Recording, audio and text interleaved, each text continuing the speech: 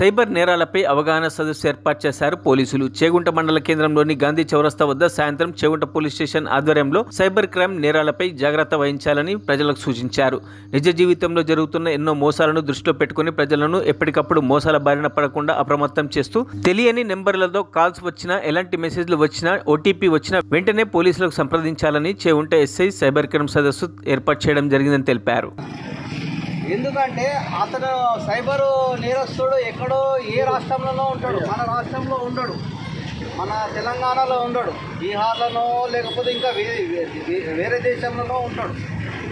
కాబట్టి మనం ముందు జాగ్రత్తగా ఈ రోజుల్లో ప్రతి ఏది కానీ ఓపెన్ చేయకూడదు. లింకులు మనకు పేరు మనోళ్ళు ఫోన్ చేసినప్పుడు వాళ్ళ పేరు వస్తుంది, లేకపోతే మామూలుగా కాల్ వస్తుంది, బ్లూ కలర్లో మనకు ఆయన పేరు వస్తుంది, అప్పుడు ఓపెన్ చేసుకోవచ్చు.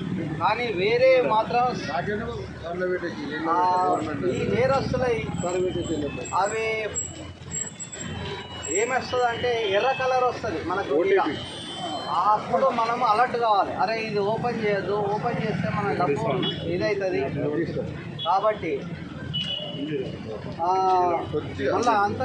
మళ్ళీ వేరే ఏదో డిజిటల్ అరెస్ట్. మరిన్ని అప్డేట్స్ కోసం మా ఛానల్ని సబ్స్క్రైబ్ చేయండి.